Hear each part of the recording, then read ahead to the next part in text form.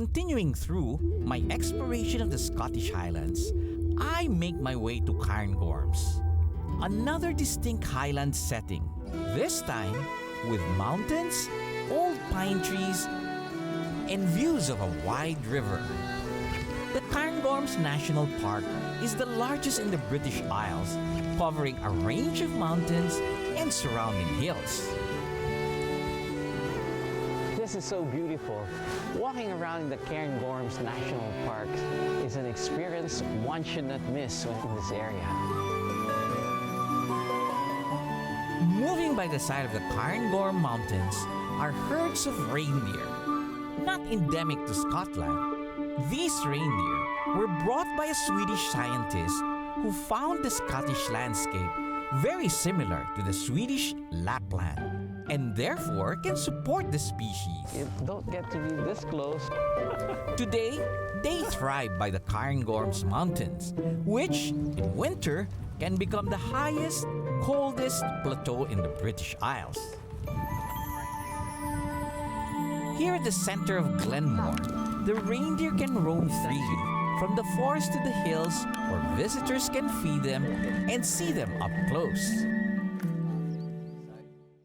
Still in Inverness, I continue to drive in search of a mysterious spring which I heard could be found in the area. I'm supposed to meet up with this fellow who's going to tell me about this magical well. Well, that looks like Peter there. Joy, it's me. Great to see you, and a very, very warm welcome to the Glenlivet. I want to see this magical well that you're talking about. Well now, the well that started it all in many ways. The water from this well is very rich in minerals. The water can take over 20 years from when it lands on the hills as snow and it comes through all the rock strata, picking up all of its mineral characteristics. And it makes the most perfect, clean whiskey. And that's the secret of all this whiskey-making area. The Highlands are known for producing Scotch whiskey, an industry that flourished even before it was considered legal to make. Because in those days, if you were caught with whiskey, it was big trouble. Whiskey making was very much discriminated against in many ways because of the problems relating back to the attempted rebellion and all that sort of thing. Not only did George Smith have this fabulous spring water from Josie's well, but he had another, what proved to be crucial advantage with this very location. Given the fact that he was an illicit distiller for so many years. He had a lot of warning. You got it, you've nailed it in one. This was a strategically brilliant spot from on high to watch the troops to come. He had plenty of time to sort of hide away his illicit whiskey. And the weather, I mean, you know, this is a fantastic day for distilling whiskey. Why Glenlivet? What is it in Scottish? Glenlivet means the valley of the Livet River.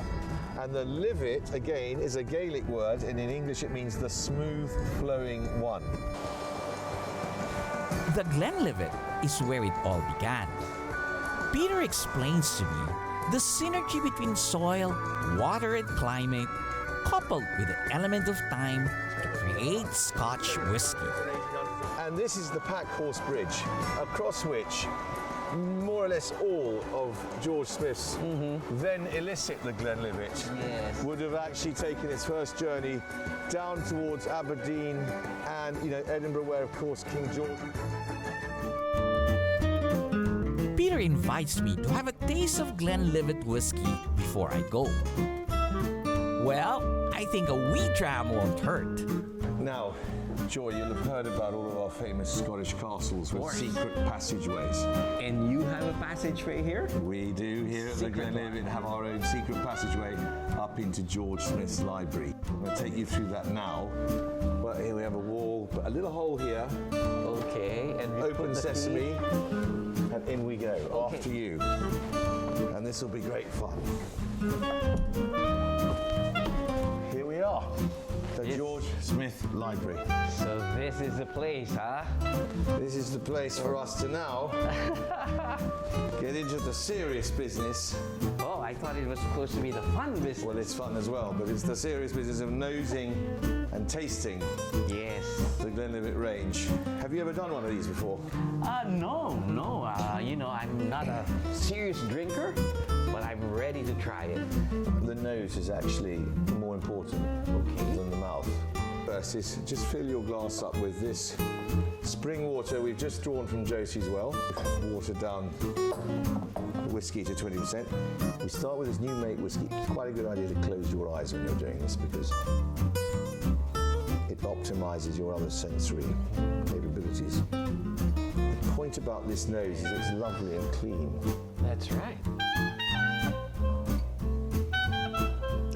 You know, it's strong, isn't it? Yes. Very strong. That is strong because the spirit level of this is 43%.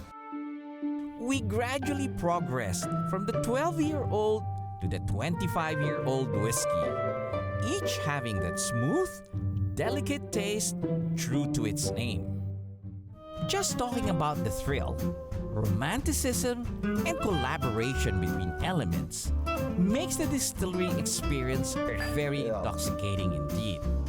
When you taste the Glenlivet and you get that full sort of explosive hit of flavors, it's just fantastic. Cheers again. Cheers. Lovely to have you here. I think I have to switch jobs. No, we'd love to have you. As good as each type of single malt whiskey tasted, I couldn't have too much. So Peter just lets me bottle one for myself. Okay. Put it down here. It should go up the street. Yes.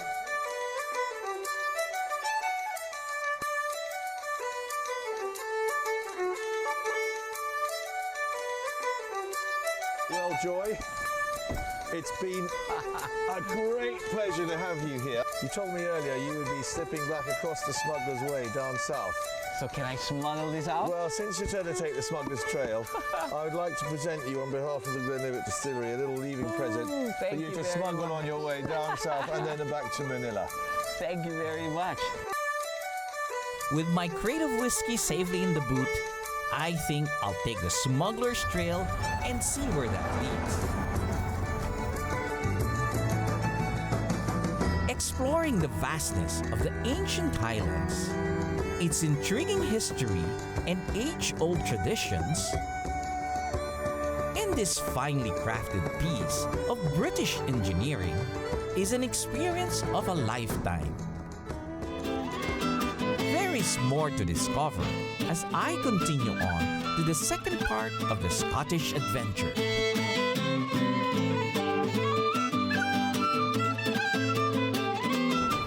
This has been your captain, Joy Roa. See you in the next Asian Air Safari.